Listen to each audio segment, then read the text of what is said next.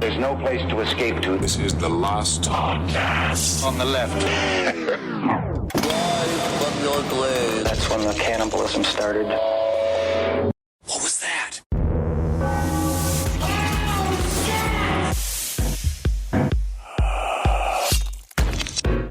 So I'm listening to the radio, of course, rocking all the classics. Yeah, you rocking the classics? Oh, yeah, number 25, Sirius XM. Love it. I love Peter Gabriel, unironically. What? Okay, hold on a second. Listen to me. Did we agree to make this another Grandpa podcast? I thought we were trying to be young and hip. This is how you get back around. You have to go all the way back around. But what is it with, like, Peter Gabriel and Sting, and I'm going to lump Paul Simon in there because they're all the same shape. Yeah. Why at some point, what record producer is like, hey guys, go out there and buy a bunch of African people and make them play with you? Why do they go through that period of time where there's a bunch of people where I don't know if they're even thrilled to be playing with them or not? You know, that was the diversity of the 80s music. There was, what was it, Live Aid? Or the song, but this is Side Stories, by the way. I am Ben Kissel, Henry Zabrowski. We're joined by Marcus Sparks. Hello. When they sing that song, I forget the piece of crap that did it. Do they know it's Christmas? Mm-hmm. And I that just would wanted be to... George Michael, I think. No, it was everyone. Yeah, but I think George Michael was in charge of it. But I wanted to ask... George Michael was in charge of Live Aid? No, in charge of Do They Know It's Christmas? No, it was another guy. He was a scam artist. He had, like, blonde hair. He's a total D-bag. But I wanted to ask them. I just wanted to kind of like shout a response and be like, do you know they're Muslim? Because they don't have to celebrate Christmas, you freaking morons. Do they know it's Christmas? Do they care? I don't think so. I never expected George Michael to be like Elon Musk. I don't think he's a genius in disguise, right? He just he's got a beautiful apple bottom, and he knows how to pump out the songs, and now he's dead, Kissel. How do you feel now? I actually feel horrible. I love George Michael. Big fan. And there was one guy who was able to actually incorporate the African influence incorrectly. That would be David Byrne. David Byrne. He's Who great. fucking nailed it. Because I can actually dance to it. The rest is all just Starbucks music. It all turns into that. What happens with that? I don't know. You drain all of the good stuff out of the culture, and then they just add marimbas. As we learn, when Hollywood gets woke, the Green Book wins an Oscar. So it's almost like they miss the mark every time. All I know is that there is a man in my neighborhood who keeps blasting Peter Gabriel from his car loud enough for me to clearly hear it in my apartment every 2 to 3 days. Oh my God, Peter Gabriel is your neighbor? Because you know Peter Gabriel. He's like that dude who I told that story about This is a good tune of mine. You know, like playing it to be, you remember Salisbury Hill? Who sings this? I sing this. It's the same Peter Gabriel song, and he only plays it 30 to 40 seconds at a time, but it is the loudest car stereo that I've ever heard in my life. Song? And he just drives around the block. I don't know. I just know it's Peter Gabriel. Honestly, it's got that sucky tune. I've been waiting for the star from now. Hold on. See, that's of course. I think that's called Hold On. I legitimately think he's just trying to get a girl back in your apartment building. And every day he goes out there and he's doing the, what's his name? John Cusack. John Cusack. You know, She is not listening. No. It doesn't work the same. It doesn't have the same payload that it used to have in the 80s and the 90s. Well, I have to ask, is Carolina looking out the window, sort of beginning to cry as he drives by? Perhaps this is an ex-romantic partner of hers. Oh, no. I wish I belonged to him. I wish he was my fiance. And you're Carolina, just stop talking to yourself. I'm trying to write in here.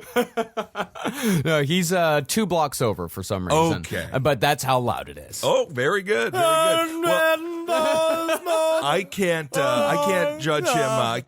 I can't judge him too much. When I was in college, I had an REM tape, automatic for the people, stuck in my yellow Geo Metro tape player. We know. Yeah. Well, I'm just saying, all of my neighbors, I got called a hard F word quite regularly, and then I would get out of my car, and unlike the Simpsons interpretation of what big guys act like when they get out of a yellow Geo Metro, I wasn't nice. No, I imagine after you spend all day slinging Jimmy Johns. Oh, yeah. Covered in Schlitz, unfolding yourself out of that Geo Metro. Drive. I would have my little one-hitter, okay? You would drink, then drive. That's No, the not difference. it. No, not. I took my Jimmy John's delivery very seriously. We were fast. We were the quickest delivery in town. I was very good at it, and I got paid a lot of times in marijuana. And I would tell them, I need money for rent. All right, everyone, we got a couple of fun little stories here. What's going on, buddy? I was saying, you can't just give your landlord a pile of weed and just be like a Native American deal here. Like, let's go, let's work something out. Let's barter. You hate my body. You love weed. No, my landlord, he particularly liked money. So, a very cute Asian couple, as a matter of fact. Pete, he was a very nice man. All right. Well, as you know, he really was a sweet guy. As you know, we will be going to the beautiful other side of the world, Australia. So the first story I want to talk about tonight, or today, or this morning, whenever you're listening to this. You're scaring your family, Kissel. No, I can never scare Puffin. Puffin actually draws blood every time he bites me. Yep. Okay, so this is a funny little story. The headline is Court Appeal Blow in $1.8 million fart bullying case as man vows to take fight to the High Court. A Melbourne engineer who claims a colleague repeatedly farted near him has vowed to go to the High Court after losing his bullying case on appeal. David Hingst, he's 56 years old. He saw $1.8 million in a suit against his former employer, Construction Engineering. He wanted $1.8 million for farts. Well, this dude, his ex-colleague, the man who was supposedly the farter, his name was Greg Short, and the engineer claims, this is David Hinks, he claims flatulence was a form of bullying, and Mr. Short, and then he goes on to say, and Mr. Short was a serial farter. Yeah, if you're getting crop dusted every 5 minutes, I would say that's a form of bullying. I don't know if it's worth $1.8 million, but I think he's got a point. You How moved bad desks. $60. Okay, I'm just Honestly, going to say this. he owes you a lunch a week. If he's gonna fart in your cubicle, because you can move. Number one, you can move, or number two, you know what you can do? You kick him in the nuts. Be like, get away from me, you dirty boy. You're being dirty in your office. Okay, this is my thing, and I don't know if this is going to be controversial. This is construction workers. Now, this isn't a cubicle. This isn't what McDonald's. This isn't a restaurant. These are construction workers? These are construction. So I'm just going to say, and I don't know if this is controversial, but construction workers fart. No, because they're bending over, they're working hard. You tend to be in an outdoor space. They eat a lot of heavy foods. They have to, because they got to build heavy buildings. Well, this isn't just on the site. You know, further reading of the story says this guy that's got the suit, he worked in a small windowless office, because you have office workers when it comes to construction. Okay. And this guy, this boss, would come in to his small windowless office, fart behind him, and walk away, and he'd do it 5 or 6 times a day. Yes. All right, here we go. This is a breakdown from David Hanks, who is pictured leaving the Australian courthouse, covering his face in shame. He is leaving. He's literally going like this, covering his face so no one can see it. I'm sorry, I'm acting it out. You can't see it. It's a podcast. Hanks sued the firm for bullying in 2017, accusing supervisor Greg Short, whom Hanks referred to as Mr. Stinky, of being a serial farter who regularly thrusted his bum at him. And this is a quote from Hanks. Now, I would be sitting with my face to the wall, and he would come in the room, which was small and had no windows, and he'd fart behind me and he'd walk away. He would do this 5 or 6 times a day, which led the engineer to spray deodorant at his boss. The recurrent gas passing, Hanks claimed, was a part of a conspiracy to end his employment and cause him, quote-unquote, severe stress. Yeah, and he also brought a buddy in. Okay, but hold on here. My fellow employees. Yes, because had received bullying phone calls. What we have here, it's like out of Serial Mom or something. But what we have here is a company culture. And this company culture was a fart culture. For example, they used to do a thing called fart-offs. This is in the article. So Mr. Short, he brought in another employee named Phil Hamilton, and they would do a thing. This is according, Mr. Hinks said this. He said, the two would actually do a fart off. You would come over to him and drop your guts, and then when he went over to you, and then he would go over to you and drop his guts, which is, I guess, how Australians say fart. So it was, I mean, I don't know. It just seems like when you're applying for the job, you just have to be like, this is a fart job. This is a fart zone. Company culture, we fart here. I mean, we run a podcast network. It would be like if someone got offended for us for talking too loud or something. He's like, well, this is a podcast network. We talk. No, but they were. I think they specifically used the farts as a way to drive this man out of business. If it's a part of the culture, how are you though, two on the side of the farters? You evil fucks. no, I know. I am channeling my little like Jeremy Piven from PCU. Yeah. Just like, but no, honestly, 'cause it's hey, funny. listen, also, in some ways, not that he's asking for it, but not. he's sitting alone in that office, constantly complaining about the farts. When you arrived, I'm certain, again, I'm with Kissel. On that interview day, there was probably at least one guy walked out of the room and went, hey, how you guys doing? And everyone was just like, hey, you're fucking, that's a good one. That's a good one, buddy. All fucking high-fiving each other. And Hinks is like, oh, I hope it's not like that every day. And they're like, nah, just on Wednesdays. And he has to, like, incorporate himself in there. You mean, you got to catch up with the group. Well, anyway, the judge's patience and forbearance are evident in this case. So the judge took a lot of time in saying that this is not going to work out for this dude. His $1.8 million claim included compensation for injuries and for lost earnings, having previously earned a salary of $100,000 for his design and engineering work. So this guy was the brains of the operation, and the beef of the operation was just like the big old boys who just came in and farted. Well, honestly, he's probably trying to do some quite difficult calculations to make sure buildings don't fall down. Yeah, design and engineering. He was no. What this is that this is the jocks coming in and farting all over the fucking nerd. Honestly, sometimes jocks what it are is, funny, you dickhead. but sometimes jocks are funny. Sometimes. It's so hard. Is our response really supposed to be like, I stand with the victim. I want to make sure that his rights are heard, his story is heard. I do understand. It is. I get it. I am just dying. This just makes me fucking. I don't want to. We're all animals. Yeah. And there's an animal kingdom. Uh-huh. And so there must have been. Are you arguing dominance? No, I'm not. I'm just saying. What is a more intense show of dominance and a posture of dominance going into your tiny windowless office and farting in it and leaving? It really is. It is the pinnacle of a male dominance in a construction workplace. Mm-hmm. Anyway. Well, because at least they're not. Because you know what would be a true show of dominance? Pinning him down and sticking things up his ass. Like if they really wanted to do it. Like that's what happened to me, and it's not good, Henry. That's what I'm saying. God. Well, I got farted on all the time. You got farted on all the time? Yeah. So this is personal. This is personal. Yeah, I was wondering why Marcus was coming at us so hard. Yeah, here. so it's not explain so your much story. fun to get farted on all the time. What's your story? My brothers, they used to hold me down and fart on me constantly. Well, that's what brothers do. And also the kids at school would fart all the time as well. There's all kinds of farting everywhere. Everyone's just going around like, oh, Marcus just loves fart magnet, isn't he? Oh, Marcus just loves to get farted on, doesn't he? It's not fun. Honestly, I'm crying. I'm sorry. No, that's I'm really- sorry that's- you were abused. I'm sorry that you were the didn't kid know. that got farted on all the time. We all knew the kid that got farted on all the time. I just didn't know I was best friends with him. Yeah. The little one always gets farted on. And I was a very small child. Okay, Look well, how mentally strong you've Yeah. become. you're doing great. Yeah, that is true. That The is true. pack I guess educates. The pack can educate. It can motivate. Because look, you're a small business owner. But weren't Yeah, I there only am like powered by fucking fart spite. But weren't there only like 11 kids in your class? Yeah.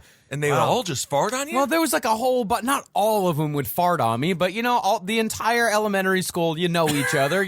Every kid. There's like 50 kids in the whole elementary school. So maybe what would they do? 70. They would just walk by and crop dust you? Yeah, just farts. There's just farts. And all right. does it have anything to do with you being Marcus Farts? Well, that was definitely a nickname. Oh, wow. Yeah. Wow. Yeah, Marcus Farts. See, this is before we learned at the time, because the way you incorporate it's like why when people used to make fun of my weight, and then I just incorporated into my quote unquote act with kids, and then you look, I'm fat, and then they laugh with you, and then that's how you fix it. Where if Kind you of. were like, next one, do it in my mouth, and go like, they would stop farting on you. Yeah. No, my older brother, I'm not sure if he would want me to say this, but it's fine. His name is actually Bartholomew. And so, of course, it was Bart for short, and he went by Bart the Fart. Yeah. And it traumatized him, or he didn't go by Bart the Fart. Yeah. They called him Bart the Fart, and it traumatized him so much he switched to his middle name, Eric. And he's been Eric ever since I was 9 years old. So I understand. Bart is a hard name. Yeah. I know, it's biblical. My parents did not think it out at all. It's Bartholomew, Christopher, and Benjamin, all tribes of Israel, I think. I can't keep up. Oh, yeah. No, Marcus can be hard, too. You got mucus. That's just right off the fucking top. Mucus farts? Yeah, mucus farts. Oh, you got it hard, buddy. It's all, the picture is being painted. Yeah. Of course, I was a huge giant, and so that did not help whatsoever. Yeah. I'm also overweight. So how about just being chased down the I was just chased down the street and called Free Willy. I didn't have a funny name. There was no funny name. I was just chased down the street. I was just literally just beaten up and called Fat Kid. And hey, you're fat. At least you still had those sweet abs and that butt and those arms of yours, the drummer body that you got. At least you got a good body. No, not back then. See, back then I was 5 to 6 inches shorter, but still had the same size hands and feet that I have now, which are already too big for the body that I have. But you put those on someone that's like 5'5", 5'4". Woo! Literally, you're the Loveland Frogman. That is, isn't that the exact dimensions? Soaked in farts. Yeah. Wow. All I'm really sorry. I didn't know that we stepped on a psychological minefield here. No, I didn't know that either. Now I'm thinking about all the times I was bullied. And if you're bullied out there, hang in there. Hang in there. And if you are bullying people, unless it's really, really funny. No, but just try to be nice. Kids are mean. Kids are mean. That's what they do. My dad's advice was real. He's like, sometimes with the bully, you got to punch him in the mouth. They are really like, you have to fight the bullies. If you're being bullied, you have to come at the bully. You have to make it prison for them. For me, it was like Gulliver's Travel, so there's like 40 of them. Because it was the little ones. Like, that was horrible. That's why little spears, all horrifying. sticking into your legs.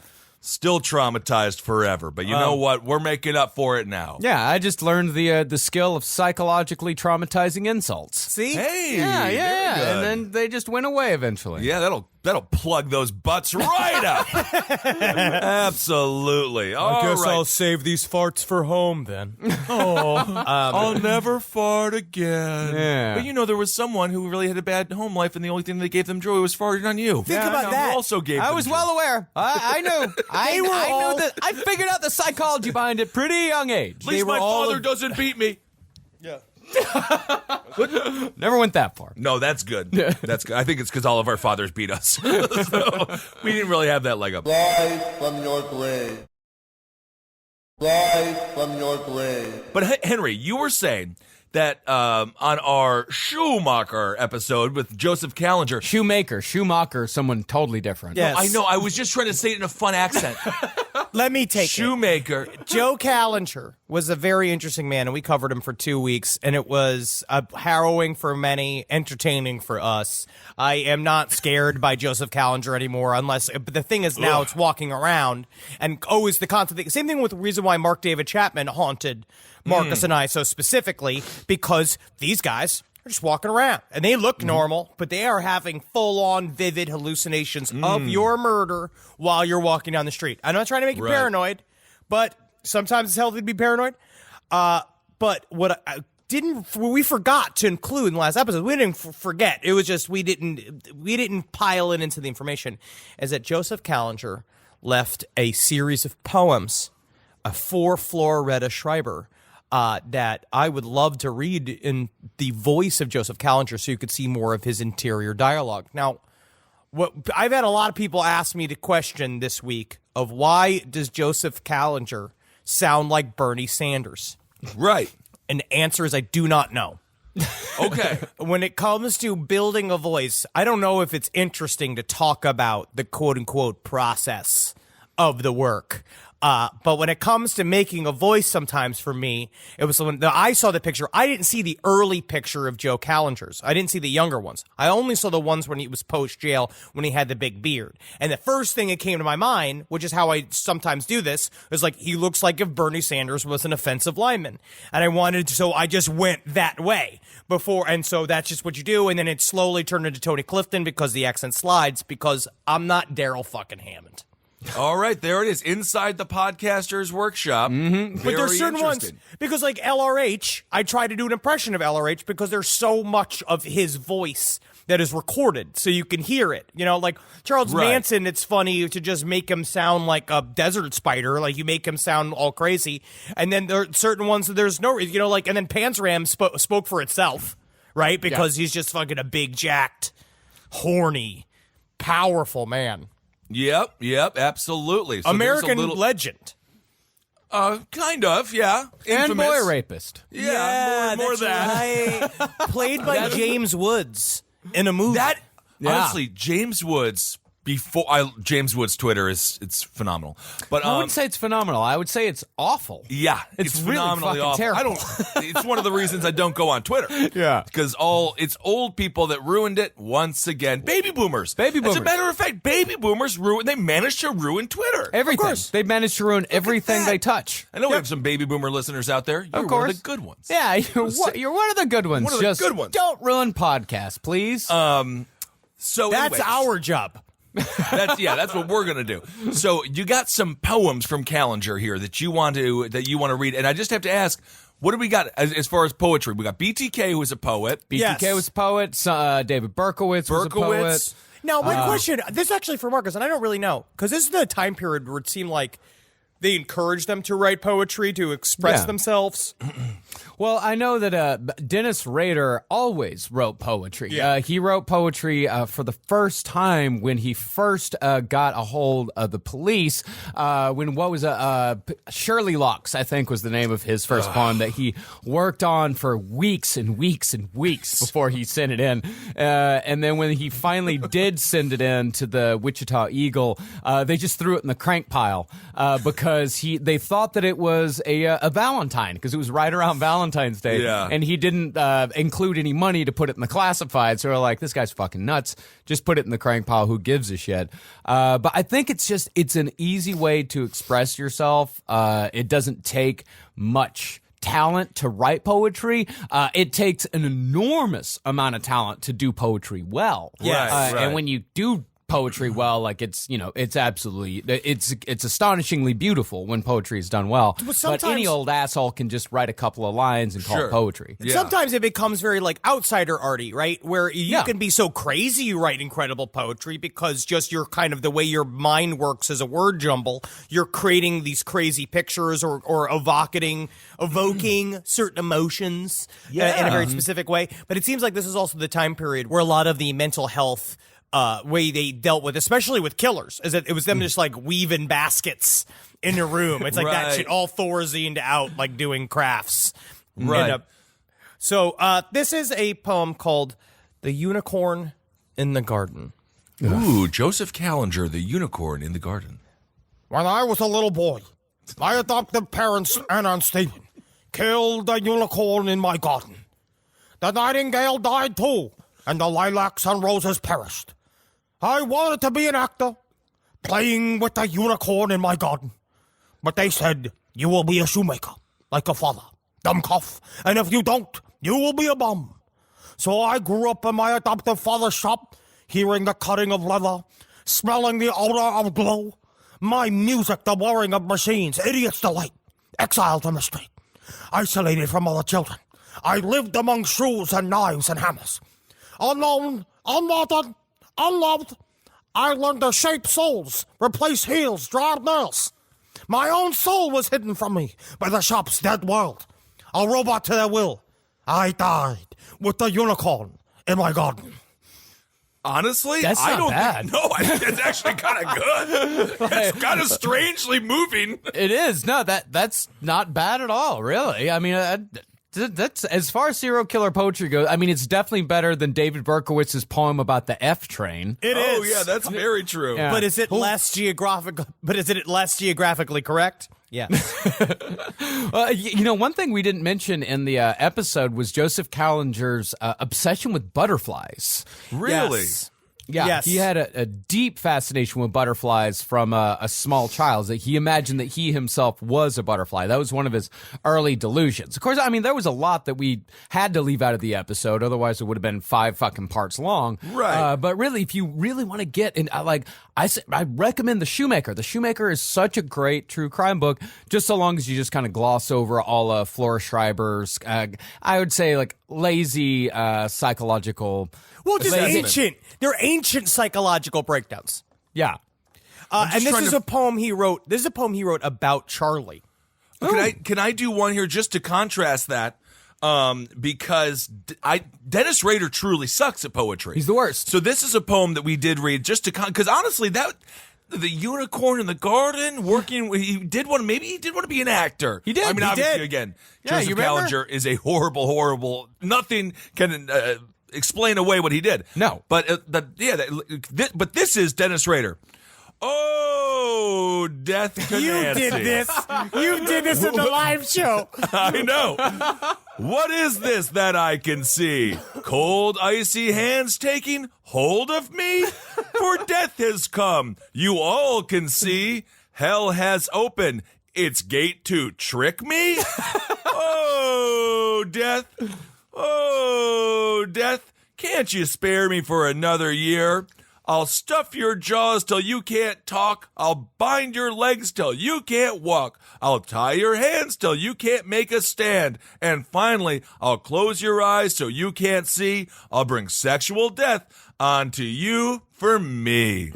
That is so much worse It's awful. than Callenger. Oh yeah, and that was it was a rip off of the old folk song "Oh Death." And the reason why Rader wrote it is because he, after the Otero murders, his first murder spree, in which he killed 4 people in one afternoon, he started taking classes in criminal justice at Wichita State That's right. University. Yeah. So he could essentially become a better serial killer. So he could learn the craft. Fucking hate him. Yeah, he's the worst because he chose to be a serial more than anyone else. He chose to be a serial killer. Crazy. And he essentially started taking literature classes. He read "Oh Death" in one of his classes and decided, "Yep, that's the one I'm gonna do. That's the one that I'm gonna copy." Great so- Weird Al cover. Really good stuff. So bad. So, All right. I'll read this one last poem about Charlie. He's after me, riding air currents like an angry balloon. Floating, his long hair is parted in front, curled back at the sides. His mean brown eyes stare at me, pin me to the wall where I wriggle. I cannot free myself from Charlie.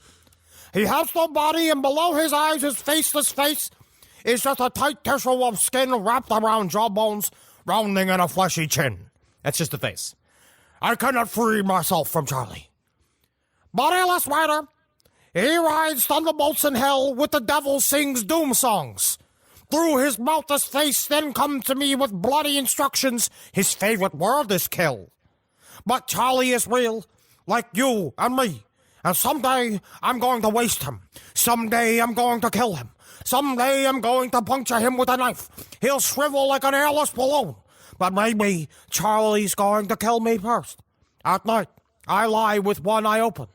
I cannot free myself from Charlie.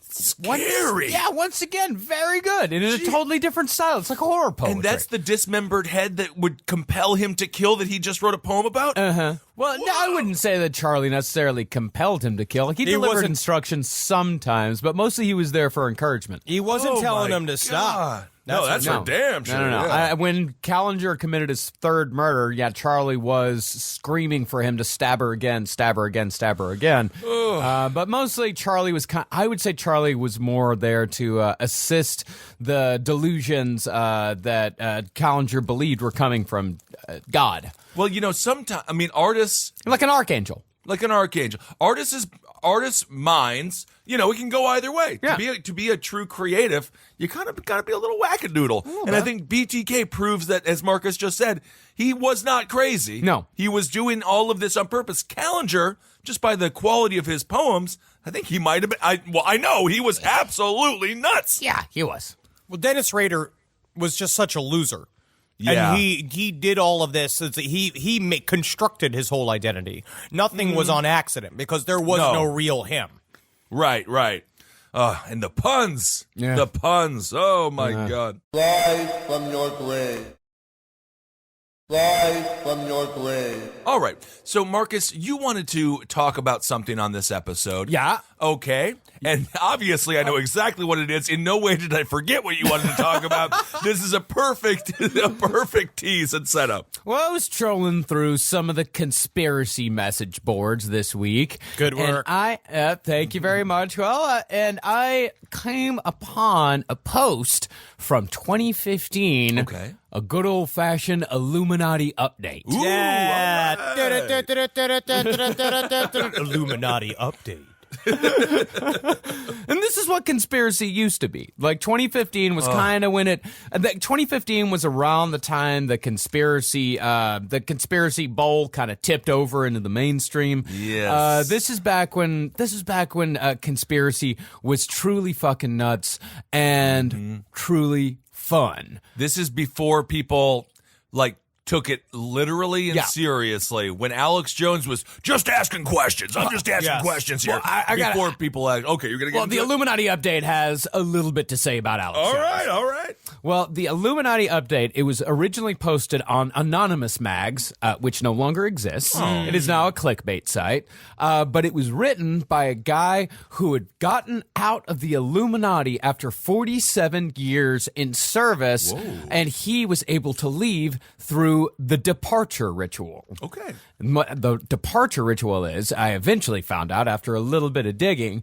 is that when you tell the Illuminati, I want to leave, what they do is they bring you in front of the council, they bring your entire family in, and then they murder them in front of you. Got to. Really?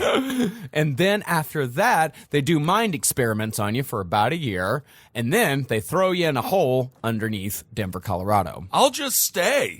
Guys, I didn't even realize what would be entailed in me trying to leave. I like the Illuminati, okay? I like my family. This is fine. But the idea is that this is also where the conspiracy theories come about the Denver airport, right? Which is essentially they are constantly under construction because they're constantly hiding the bodies of Illuminati defectors. Right. I mean, whoever designed the Denver airport definitely was like, with any luck, people will think this is for and made by the Illuminati. Oh, yeah. They have the horse, the Denver Bronco, that is outside of that stadium at night. The eyes light red. Yeah, it's great. It makes you feel like you're going into Mordor or something. It's cool as shit.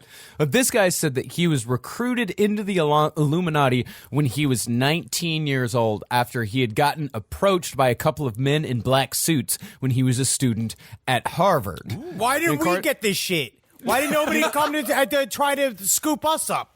You serious? They want to get Tall Goof. They want Fart Boy and Free Willy. We're not in the mix. We're the best B team in the world. We're the Expendables. Oh, you think the Illuminati was monitoring the Florida State University theater program? I mean, We want the fat one. We want the fat one in the dashiki. Bring him to us. Oh, yeah, we need a new man for the Rwanda movement, like for me to go to Africa. Oh, yeah, and with me, they were definitely keeping an eye on the Texas Tech University English department. Yep. Because if there's one thing Texas Tech is known for, it's English. Yeah. Exactly. What's the one that's super tall and just drunk enough to fall over but never does? Well, this guy escaped from Denver Airport through a series of underground tunnels that were shown to him by a fellow defector because the fellow defector, his great-grandfather, had built those tunnels. Cool. This is great. This is a great movie. Yeah, it's an amazing movie. It's great. yeah. So what this guy has done, him and the 7 others that all escaped, they all got new identities, and this man who escaped in June of 2010, he is risking his life to tell us the secrets of the Illuminati. Yes. And this is just on web forums. Yeah, this is just on web forums. Good, yeah. And good, it's been, good, yeah, good. yeah. No. It wasn't published anywhere. Was this one of those ones that was like leaked on a B chain? Like back It was then? not beat. No. It wasn't back in the old days of 4chan and all that. No, this was on Anonymous Mags. Okay. Yeah.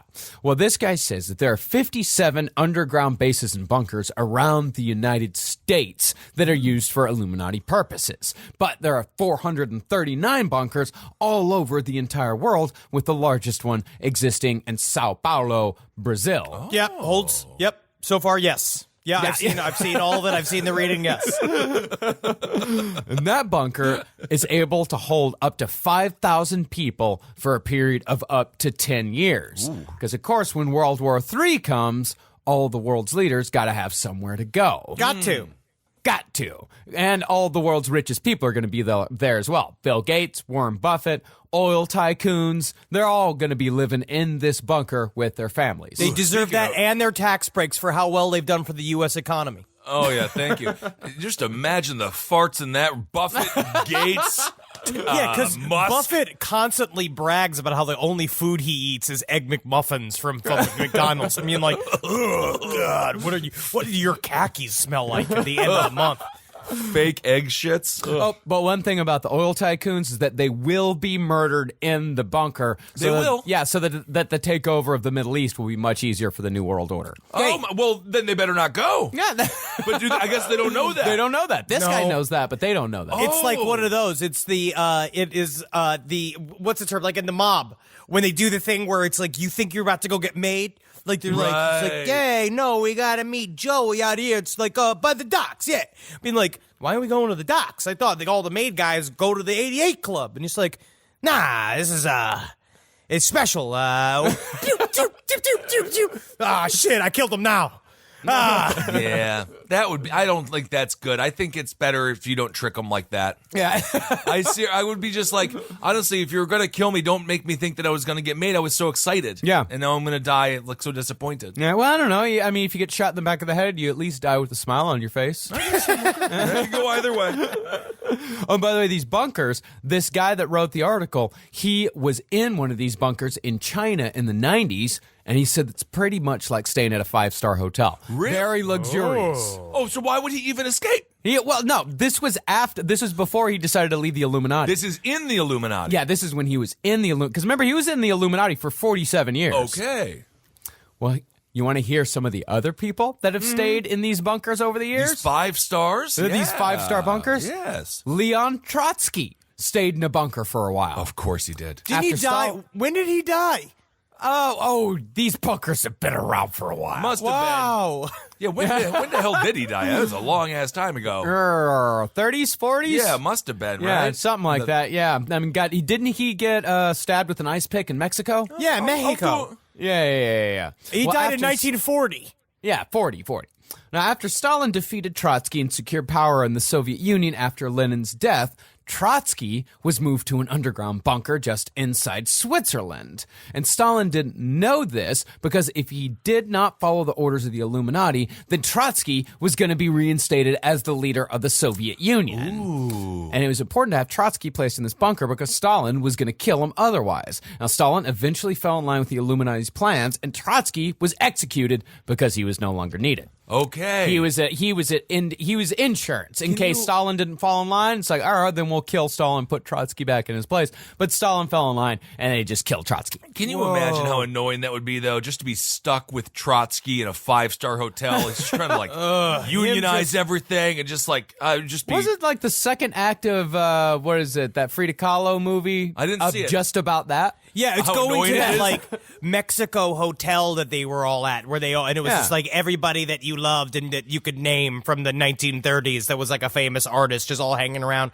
drinking weird like cafe leches and and pontificating, and then slowly getting picked off one by one. I imagine Right. hanging out with Trotsky all day would get pretty tiresome. Oh, I Exhausting. think so. The same thing about Neil Young. I think the same thing about Neil Young. I love Neil Young, Yeah. but I never want to meet him. Just him. Never, because I just think You know, it's all it's about good. him yelling about his Sky Miles yelling about his fucking how he needs new shoes, about how he hates SoundCloud because now anybody makes music. It's just like each new thing that, because you start off being like, man, it's so cool to be with you today, man. It's just so fun to hang out with Neil Young, man.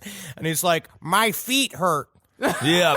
No, honestly, I do think that Neil Young would talk about the benefits of Velcro shoes. And be like, and he would just be like, I was so dumb for so long. I was just using the ties. Look at the Velcro shoes. And be like, those are nice Velcro shoes, Mr. Young. You just make a lean good point. over and you just slap them together. You don't have to take the minutes out of your day to tie them. That reminds me of a song. Minutes of the day, tying shoes. You gotta hear all my new music today, buddy. What, Mr. Young? What inspired the song "Old Man"? Do you have? Was it? I know it's a great song about you taking over someone's farm because you had a lot of money and you kind of kicked them off of their farm. But it was about ruining old people's lives. And now that I am an old person, I see just existing does that. I'm gonna go hang out with David Crosby. Okay? You know who else was in a bunker for a while? Oh, let me guess. Politician, celebrity, Politician. politician. Mm-hmm. What era? We're gonna say way back. Way back. Uh-huh. Taft. Nope. President? George Washington. Nope. Not too far back. An American president? American president. Abraham Lincoln. Abraham Lincoln. Abraham Lincoln. I was gonna say that as a joke. Yeah. Well, actually, Henry, you already read it. No, I didn't. No? Okay, good. Abraham Lincoln? No, I don't think Honest Abe would be a part of the Illuminati. Lincoln was not murdered by John Wilkes Booth. He was placed in the office of the presidency as a pawn because the Illuminati knew that if he was put in the presidency, then the South would secede because the Civil War made the Illuminati very, very rich. And that was the only reason why the Civil War was allowed to happen. If the Illuminati had not seen the opportunity to become rich off of the war, then slavery would still be an American institution, or so this man says. And so Lincoln was put in office to start the war, and he made the deal that once the war was over, he would be removed from office. That's why Lincoln was out of there as soon as the war was done. But why didn't... They did the fake assassination, and Abraham Lincoln was sent to live in a bunker in Mexico. So it was a fake assassination. Fake assassination. False flag. It was a false flag. Well, I don't know if that's technically a false flag. I guess a false flag is an actual action done. It was just faked. Which is, it just seems like a lot of work.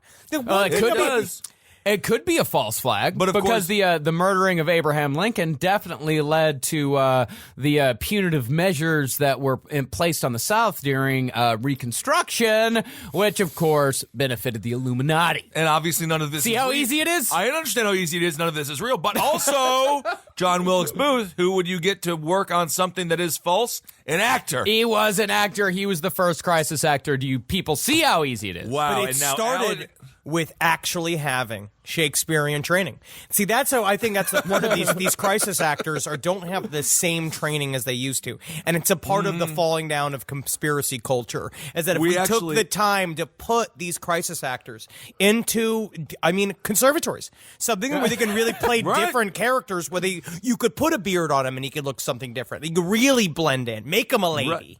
Yeah, absolutely. I don't know why you would put a beard on him and then make him a lady. That would How good of an actor can you be? Can you act a way around your own beard and show off the tits using your words? Honestly, that's a good point. We talked about this on Abe Lincoln's Top Hat this week. Alex Jones has recanted all of his false flag stuff and all of his crisis actor stuff. Yeah, he said he was in a psychosis. Yeah, he really did. He said he was in a psychosis for 3 years. And because he said he was traumatized by the media. Yeah, because he was traumatized by the media. And so anyway, all those people that he convinced that were convinced he was telling the truth. Yeah. Once again, folks, do not believe Alex Jones. But Kissel, he immediately shifted back. He went right back onto, because then he had Joe Rogan on InfoWars, and he does this whole, he goes to court and says, it's just like, I'm crazy. But then he goes right back on InfoWars. He's like, so crazy, I'm sane. And then he just says the same shit again and again.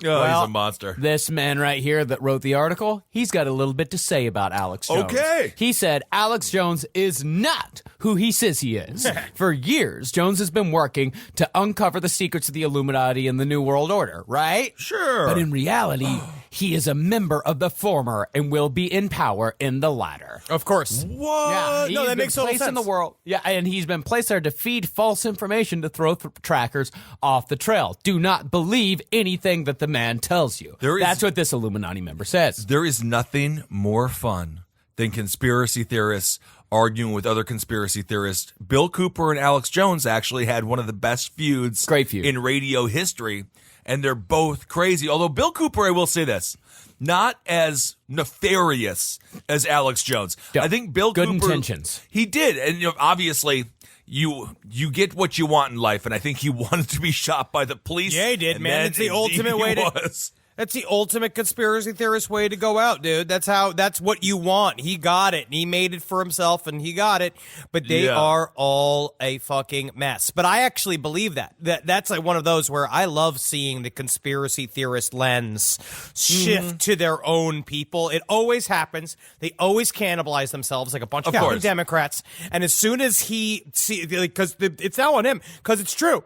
You're the one who fucking are friends with the president. I never understand any of these conspiracy theories that are going on now saying that the president is a vulnerable, powerless, like he can't do anything and he's fighting for the truth. Where legitimately always, the president is always on the opposite side of what is happening because they know enough. They are the information chief of that's their whole thing, is to spread their message and unify the government. That's what they're supposed to do. There's nobody more inside than the fucking president. That's the great irony about Trump, because I don't know why presidents ever leave the White House. Yeah. As a political nerd, I would be like, I'm just going to stay, go in every room. And the thing is, Trump doesn't even take the meetings anymore.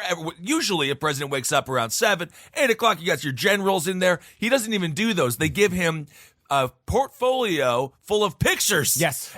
And that's he doesn't even have he doesn't have a thirst for knowledge. So technically, We have he doesn't no know president. anything. We have no kind president. of. Yeah. Yeah, technically. No, but, if you're a believer in QAnon, then that's because Trump is spending all of his time working with Robert Mueller in conjunction with the military to take down the New World Order that is run by Barack Obama, Hillary Clinton, Of course. and George Soros. The QAnon stuff is getting particularly fucking nuts lately. Well, what's his name? A guy flashed the Q.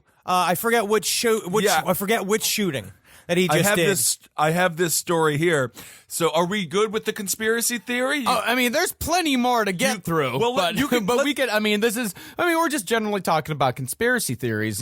Where it used to be, where it is now. So, and let's continue talking about conspiracy theories, and then let's talk. It kind of ties into this true crime story. This fella, he's a 24-year-old guy. His name is Anthony Camello. He was a big believer in far-right conspiracy theories like QAnon, and of course, he also had a bit of an OxyContin habit. Weird. Sometimes those I go wonder hand in hand. which is the chicken and which is the egg in that scenario. I don't know, but he shot this mob boss, this fella Callie, who Yeah, was dude, 53 this is- years old. This used He to be was just shot a 10 straight up. times. I thought it was just a straight up hit. No, I mean, Are you talking about the mob hit out in Staten Island? Yeah. Really? I He haven't. flashed the Q. As soon as he got in court, he drew a Q on his hand as a message to to 4chan or to his followers or some shit. Yeah, I really don't know, but he so he was born and raised in Staten Island, South Shore. He's accused of gunning down Gambino crime family leader Francisco Frankie Boy Cali. They always sound like boxers. Always. Francisco Frankie Boy Cali on a quiet street in Tot Hill last week. The shooting rocketed Mr. Camello, an otherwise unsensational young man who was struggling to launch his adult life into true crime infamy. This dude, Cali, was shot 10 times, and the police have not explained how Mr. Camello even crossed into Mr. Cali's orbit, let alone why he allegedly decided to kill him. Well, but what I have whatever the seen- motive, the Gambino crime family has not been forgiving, and it looks like this guy is he's facing life, and he will be looking at life in prison, and it looks like it's probably not going to be a very long life in prison, because the Gambino crime family has some people on the inside. Yeah. What I had read about was that the word is that it was a very domestic shooting, is that it was a dude, the guy that shot him was trying to date his daughter, and he said no. And that this guy just flipped out, essentially. He put the clamp down saying, you can't date my daughter, and this is over. And then you just cut right through like a hot knife through butter, where it's like, if you're not a made man and you're not some kind of like goon for the mafia, you're not on any of their lists. So he just showed up and he was outside the house. He walked out of the house and he shot him 10 times. And so he is writing Q on his hand in court now? He's big into QAnon. He's big into all these far-right conspiracies. So a lot of people were like, does that tie into the killing? But maybe it doesn't at all. So it was just a Romeo and Juliet type situation, huh? But he used the opportunity to show off for Q. To show off for Q. Okay, because I was afraid it was going to be one of those things where he had some sort of delusion where this guy was a mob boss and the mob boss is related to the entire, what is it, the New World Order that was, doing all the pedophile rings and all that stupid shit. Like, it's... The pedophile rings in the pizza joint. And they don't even let you have dogs in pizza places. Oh, but sure, a pedophile ring is fine. Yeah, now the last QAnon update that I read was that they actually have already executed Hillary Clinton. Oh, she's gone Yeah, now? that she's executed, and Barack Obama is being held on an island somewhere. QAnon is, it is getting bigger and bigger and bigger, and it is getting more and more and more followers. Like, I watched a video a couple days ago where there was a guy with a video camera at a Trump rally, and he had written "Make noise for QAnon" on just Was a it sign. the black dude? Huh? Was it the famous black dude? I don't know if it was no. It was just a guy had written just- "Make noise for Q" on a sign at a Trump rally, and he went. It's a 20-minute long video of him going down the line, and just everybody's like, Q, yeah, fuck yeah, Q. Like, people are fucking into it. There's excited. They are excited to yell. Yeah, they are. I'm not going to say that we should ever do this. There's a lot of racial reasons why, and there's a lot of systemic issues in this country, but a poll test when it comes to voting, and the only question is, do you believe in Q? If the answer is yes, I understand we have a constitution, but it's just their vote matters too, and that's kind of scary. We say follow-up questions. Follow-up questions. After that. So this dude that killed the Gambino crime family member, he made rambling statements, and evidently, this is according to John Miller, the chief of the New York Police Department's Intelligence Division. He said he wanted to make a citizen's arrest of Maxine Waters, Congressman Schiff. He blamed Nancy Pelosi and all kinds of other people for stealing the election, which I'm assuming is the midterm election. The motivation for Mr. Carmelo's February stunt became clearer Monday when he was arraigned in a New Jersey court. As he entered the courtroom, he raised open a palm where he had Q scrawled on it. So, you can look at it here. It's not nearly as neat as Richard Ramirez's pentagram. No, and it looks like there's quite a few other doodles on that hand as well that aren't quite so clear. But that's the weird thing. I know we've gotten a couple of comments here and there from people, saying that we're talking about politics on this show. But the thing is that we've been talking about conspiracy for 10 years now. It just so happens that conspiracy is now such a gigantic part of American politics. But on his hand, it says "United We Stand, MAGA Forever, and MAGA Forever." Good for him. I guess that's good, but that part of it is it's weird. It's weird that it's become a part of the mainstream. It's so mainstream that we can't even talk about it anymore because we're supposed to be talking about fringe topics, and you talk about QAnon, and they take it so deadly seriously that it's hard to broach it because we're now in the world of. It's becoming a real conspiracy because of how many people are talking about it. We're generating the reality of it every single time it's brought up. Every single time he flashes the Q, every time he does this stuff, it makes it realer and realer and realer, but it's really just more deeply connecting a group of people that are just ruining their own lives, trying to chase the sense of what's happening right now. So trying to piece it all together. You really think Barack Obama's got time to fucking to run the deep state? He's got movies to produce. He's a producer, and we know what do we know about producers? All they do is work. So busy. He certainly doesn't just put an Obama stamp on a bunch of shit and then leave. But I really don't understand. You know, that's where I am bitter, being like, so we are all now struggling to try to fix this country or do whatever, and Barack Obama has decided to go make content for Netflix like every other fucking, like every one of us. This is what we're doing. But did you guys know that the moon landing in 1969 was real? What? But it was not the first moon landing, because 7 years earlier, the Russians actually landed on the moon, but they kept that one a secret because that was really just a test, because it was the Illuminati's plan to have the capitalists win the Cold War. But the Russians had the same technology that we had, but they sent the Russians there first to make sure that the Americans could actually do it. So they were our test dummy, like our what was the crash test we're all dummies? working together. They're our crash test dummies. Well, that's what this is the whole Russian revisionism of all conspiracy theory. This is this weird thing that we're in this other spot where Russians did everything. They did Roswell. They did Rendlesham Forest. They did everything. They actually did it. We did nothing. We just go, we observe, we freak out, and we take credit for. And we do not, it's a very strange, almost like, I wonder, I saw a talk by a KGB officer a long time ago that it was on YouTube, and he was talking about how and this was in the 1990s, and he said, we have already deeply infiltrated the United States of America in terms of shifting the thought from the inside out of this concept of essentially flipping American exceptionalism, like doing that thing where we start to really doubt our ability, and you slowly hack away at our ability to take care of ourselves and excel, like understanding that we can take care of everybody, vilifying socialism from within so much that we don't want to take care of anybody anymore, and all we do is shovel money up to less and less people, and then we have nothing, and eventually we are just going to be ground into food for the rich. But Henry, how nice is it to give? They say giving is better than receiving. And what are we doing if we're not giving? Yeah. That makes us feel so good. Doesn't it feel good? Feels great. Feels good. I feel like, we're giving so many weapons. We're giving a lot of weapons, which I think is really great. I think that's important. That's important, I guess. That's a part of our economy. Mm-hmm. Well, speaking of capitalism, without capitalism, we would never have one of the greatest inventions of all time, which is the telephone. Yeah. Also, without capitalism, we would never have one of the greatest cartoons of all time, which is Garfield. I understand. Marcus is actually wearing a Garfield shirt.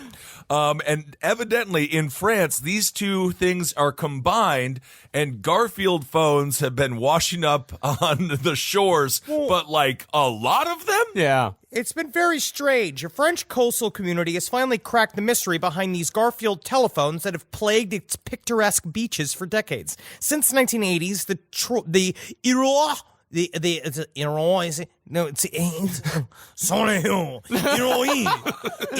all words it's all letters in French you're not supposed to say. It's IROISE.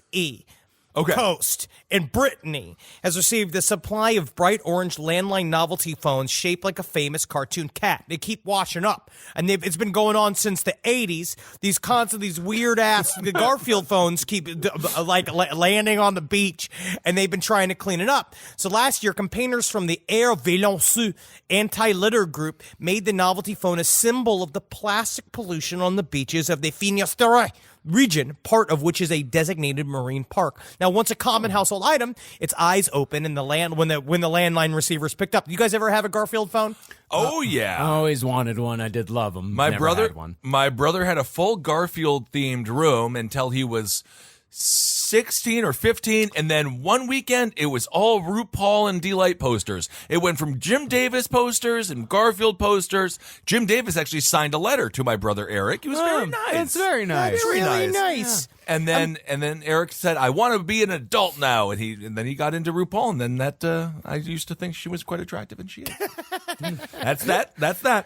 But they, for a long time, they thought, well, maybe there was some kind of suspected that there was a long lost shipping container, and they couldn't find it, but they kind of figured out where it would possibly happen. So the media attention on the new campaign, however, drew the eye of a local farmer who remembered the first téléphone Garfield appearing after a storm in the early 1980s. So it sounds like the beginning of a weird crossover between Jim Davis and Stephen King. Where it's a storm, and then all these things start showing up. And he said he knew the location of the container. He's like, you really had to know the area well, he told France Info, which had covered the campaign. We found the container aground in a fissure. It was open. Many of the things were gone, but there still was a stack of ferns. I do love that you are turning into Charles Ng as well. A French version of Charles Ng. But they found it. They found a shipping container lodged in a bunch of rocks. So they got it. So no more. But they can't get at it. They said basically they can see it. It is this thing has managed to insinuate itself down into a fissure, and they can see it from the top of the fissure, and it's still filled. It's got Garfield phones all at the bottom of it. Oh my God! And they just have to wait for them to dislodge all the way it can come up. One local said, "quote It never stops." Oh, the invasion of the Garfield phones! No. Actually, this article is written really well. This article's written great. It's from the San Francisco Gate. Just the first line is, "Year after year, he came." That's Jim Davis's. By Katie Dowd at the San Francisco Gate. Good Lord. Garfield's final revenge. I definitely had the Garfield phone. It worked. I kind of missed the landlines. We also had that's not a football, that's a telephone, which Sports Illustrated, once you got a subscription to Sports Illustrated, you would get a football phone. I miss the good novelty landline phone. Mm-hmm. You know, that's the one thing with the cell phones. They all look the same. You get the gigantic novelty phone case now. Yeah, you get the big old phone cases, but you can't fit it in the pocket. And then why does a phone have to have cat ears? I don't know. You could still get a landline. I know, but they still package it. They always Honestly, do it. They always say, like, if you want the internet, you can have a landline and you get $5 off. I am scanning the walls of my apartment in my brain. I have to clean up some. I have to wipe off some of the tomato sauce there. But I don't even think there's a plug-in for it. Where have you have one behind the couch? I know you have one behind the couch. I remember it. God, that's creepy. Isn't that weird? I know your apartment so well. I was there for 15 years. I know where. I remember. You remember? When Murder Fist used to, every night, 10 Murder Fist members would come, and you know what they would do, Marcus? They would write. And they would fart. Yes, they would fart. Absolutely, they would write, which also was like, had a lot of 40s involved with it. By the way, Henry, speaking of local Williamsburg, my area there, Hamoud, our deli guy, died. I saw that post. That's incredibly sad. Yeah, he was so sweet. He was sweet. Yeah, when I was all dead broke, I would go in there on a Monday and be like, I don't got money until Friday. And then he'd be like, get whatever you want, pay on Friday. He'd let me get beers and sandwiches and chips, whatever I wanted. No, he was so good to our whole group. We were always in there. So sweet. Yeah, that's such a shame, man. I'm so glad. Well, you know, God, I wonder what he died of. Is it like deli cancer? I don't know. I did not ask about that. No, I actually did ask. It was a heart attack. It happened out of the blue. He worked himself to death. He literally worked. Oh man, he was that there is 12 deli hours cancer. It's 12 hours a day, 7 days a week. At least, yeah. He was Christ. just awesome. Anyway, R.I.P. my man Hamoud. And anyway, take care of yourself, folks. Yeah, Life don't work is too short. hard. Yeah, Nothing but get on the weddings and elliptical, funerals. man. Cardio is what keeps your heart strong. And if you like to sit, do what I got. I got a rower. That's nice. That's You been nice. using it?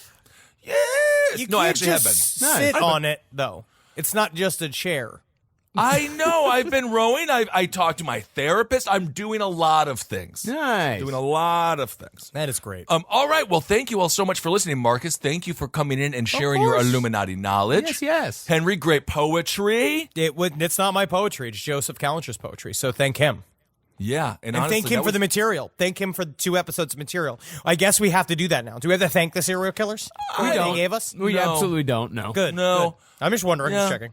No, it's a good check, and I don't think we have to. And I would prefer if we ran out of content, quite frankly. That's the and one again, thing about this life is that we will never run out of content. Yeah. Sad, unfortunate. But if you want to be a subject that we cover on last podcast, no violence, find us an alien, find us a cryptid. Yeah. You do one of those 2 things, and we will talk about you. And also send it to sidestorieslpotl@gmail.com. We always go through those letters. This time it was just fun to talk about what we had prepared, but we love reading what you guys have to say and reading the letters on the air. It's so much fun to die. All right, everyone. Thank you so much for listening. Yeah, live every day, man. Live every day. Don't live every other day. No, You know what I mean? you don't Go get out there. to do that. No, you don't get to. Unfortunately, you don't want to live on Tuesday, you got to. And they're going to make you live on Tuesday, unless you stopped. Because then you can't go to work. And that's all they care about anymore. Laugh like it's the first time you're seeing John Turturro in Brain Donors. If you've seen that film. Does not hold up. God, It's not good. That is a deep cut. It is. It is. I've been thinking about it quite a bit. And Really? love. It's for the way you look at me. It's L. That's the letter. Break down the letters and make it up for yourself. What the letters fucking stand for. Holy shit. You know, Gary Busey at least fills in all of his acronyms. Well, it's because he's got nothing else to do all day. He's got to build the acronyms. All right, everyone. Thank you so much for listening. Hail yourselves. Hail Satan. Again. Amagustalations. Hail me. If you would, thank you for listening again. Thank you for listening. Thank you. We wouldn't be here if not for you. This show is made possible by listeners like you. Thanks to our ad sponsors, you can support our shows by supporting them. For more shows like the one you just listened to, go to lastpodcastnetwork.com.